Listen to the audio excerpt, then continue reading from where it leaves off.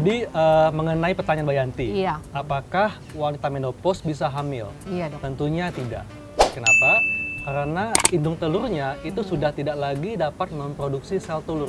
Oh oke. Gitu. Jadi menopause itu tidak mungkin hamil lagi. Jadi jangan khawatir. Oh belum Mbak ya? Enggak, Tenang. aku kalau pengalaman pribadi nih terus terang indungnya kalau bisa diambil nih dok satu, Oke, pengaruh nggak dok?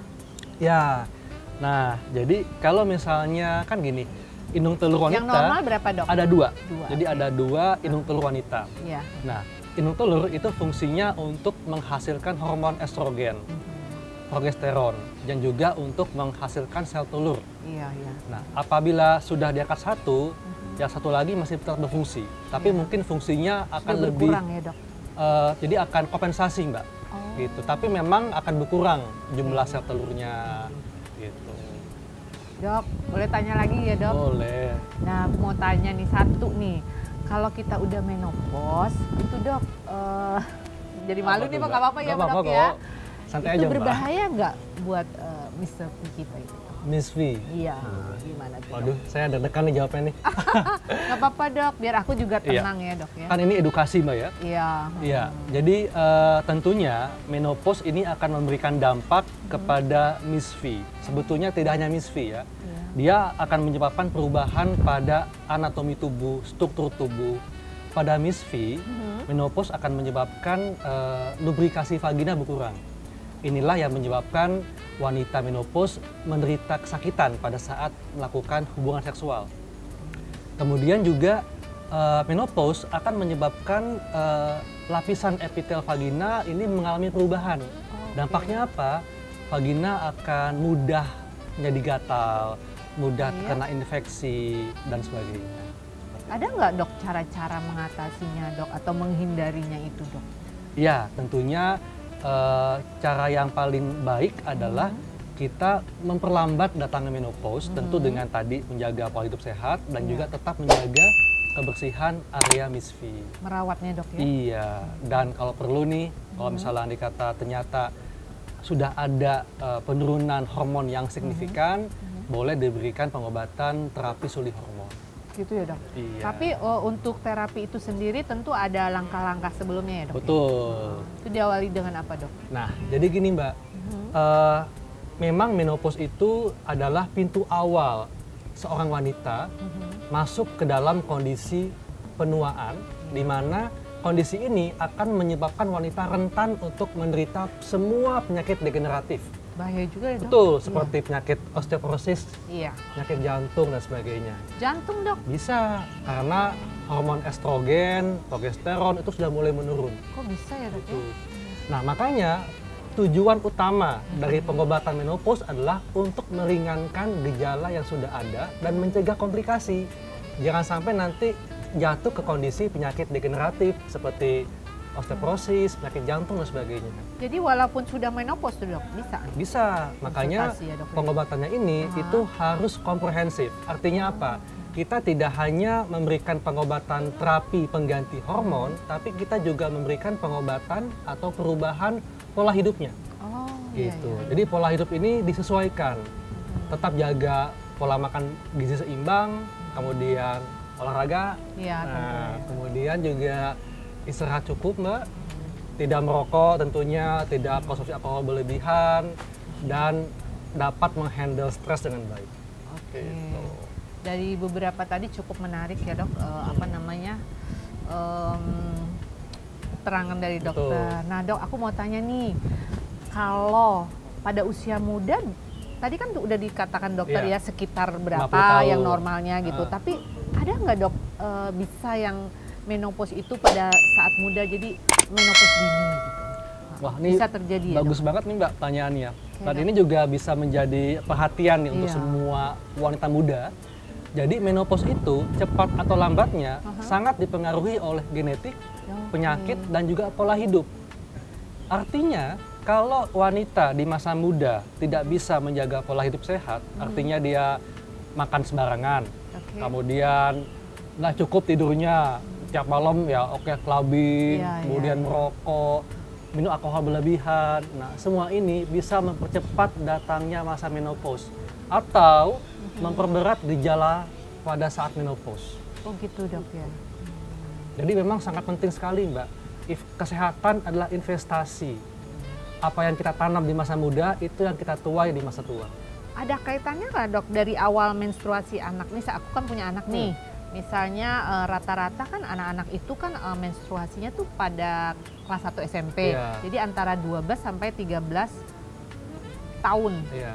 Nah itu ada nggak nanti pengaruhnya terhadap dia menopause nantinya? Iya, memang usia pertama kali haid itu juga menentukan cepat atau lambatnya masuk masa menopause. Oh gitu ya dok? Iya, tapi kalau kita lihat nih Mbak, zaman sekarang kan Iya. kondisi bagus, Kasian loh dok.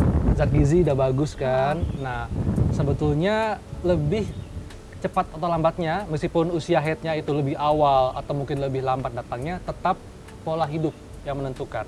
Kenapa? Karena sekarang itu sudah bagus kok. Kondisi kesehatan sudah bagus, gizi sudah baik, jadi memang tinggal bagaimana melakukan, menjalankan pola hidup yang sehat. Jadi menurut pengalaman aku nih dok, banyak sekali teman-temannya anak aku itu baru kelas 4, baru kelas... Cepat Karena haidnya dia ya. bongsor ya dok ya. Oke. Itu ada pengaruh ya dok ya?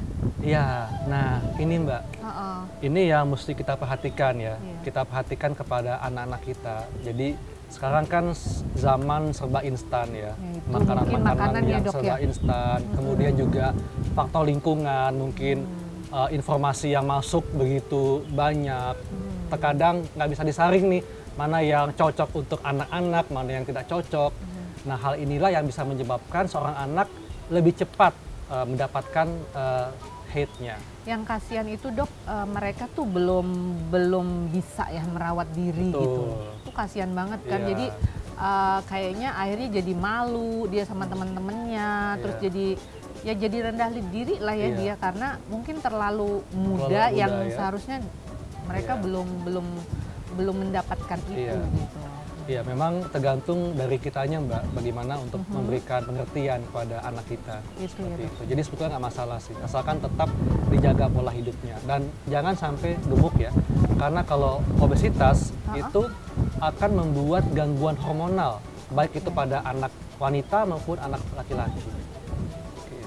Dok, ada nggak pemeriksaan ya terhadap masalah menopause ini? Ada banget Mbak. Nah ini mungkin bisa jadi masukan buat Mbak Yanti nih Iya, untuk melakukan pemeriksaan. Iya. Nah, pemirsa, jadi menopause itu ditandai dengan 12 bulan berturut-turut tidak mengalami haid.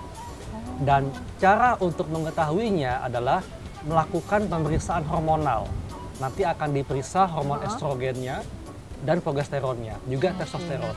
Tentunya kalau sudah 12 bulan nih tidak haid, tentunya ada penurunan hormon tersebut. Gitu. Nah biasanya hasil ini akan menjadi patokan seorang dokter untuk melakukan pengobatan. Seperti itu. Jadi aku boleh dok? Boleh banget Mbak.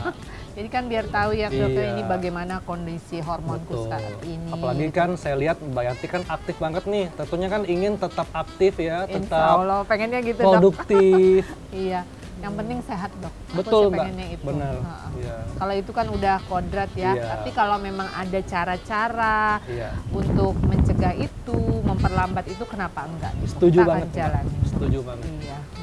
Makasih banyak loh dok. Sama-sama, Hari ini Mbak. sangat berharga sekali Iya. masukan yang dari dokter. Mudah-mudahan kita boleh ketemu lagi ya dok ya. Saya juga loh Mbak, senang banget loh ketemu Mbak Yanti. Terima kasih, Saya senang Dok. banget bisa sharing informasi kepada Mbak Yanti mengenai menopause dan sebagainya. Tapi sebelum itu minta tipsnya dulu nih dok. Oke. Iya, jadi kan saya tahu, mungkin juga yang lain juga bisa Oke. tahu juga gitu. Iya. Nah, pemirsa, yang paling sederhana adalah jalankan pola hidup yang sehat. Mulai dari asupan makanan. Oke. Makanan ini usahakan makanan dengan gizi seimbang. Jadi takaran karbohidratnya Iya. seimbang, protein, lemak sehat, buah-buahan, Jangan serat yang dan instan ya, sebagainya. Dok? Betul, jangan yang instan. Kemudian istirahat yang cukup. Istirahat yang cukup ini usahakan 6 sampai 8 jam pemirsa. Dan tidak boleh misalnya nih tidur larut kemudian besok pagi diganti, itu nggak bisa. Oh, Gitu. nggak Tidurlah- berkualitas ya dok? Betul, tidur itu kalau bisa paling lambat jam 10 malam. Oke. Gitu. Kemudian olahraga teratur bisa dengan olahraga yang sifatnya kardio, kayak jogging, sepeda, atau angkat beban. Kemudian juga hindari merokok ya, karena rokok ini merupakan salah satu hal, benda atau kebiasaan yang bisa memperberat gejala menopause atau mempercepat datang masa menopause. Kemudian juga tidak mengkonsumsi alkohol berlebihan. Ya. Dan tentunya stres manajemen dengan baik. Jadi usahakan dapat menghandle stres dengan baik. Kemudian tetap jaga hubungan yang harmonis dengan pasangan. Jadi yang namanya hubungan seksual itu tetap dijaga, komunikasi tetap dijaga supaya meskipun usia bertambah, tapi quality of life tetap baik. Sangat penting sekali untuk semuanya itu, wanita apalagi ya, mungkin dari usia sekarang sampai mungkin usia nanti ketika kita mau menopause, ya harus pintar menjaga kesehatan tubuh, makan makanan yang sehat, kalau bisa sih eat clean, terus habis itu minum banyak vitamin, terus yang paling penting adalah olahraga. Mulai dari sekarang supaya kita sebelum umur segitu sudah menopause harus punya gaya hidup yang sehat. Nah, saya pribadi karena saya sudah memasuki usia matang, ya saya untuk mencegah itu otomatis saya harus menjaga pola kehidupan saya yang baik, ya istilahnya dengan makan yang teratur, kemudian rajin olahraga, tidur juga yang cukup, ya terutama mencegah kebiasaan-kebiasaan buruk yang tidak sesuai dengan kehidupan saya. Cinta adalah kebahagiaan orang lain lebih penting dibandingkan dengan kesenangan kita. Dan karena cinta, kita bisa merasakan kebahagiaan yang sesungguhnya. Maka dari itu, tetaplah cintai pasangan Anda dengan setulus hati. Tetap saksikan Sex and the Woman episode lainnya, program yang sangat edukatif mengenai seksologi. Sampai berjumpa di episode-episode selanjutnya. Bye!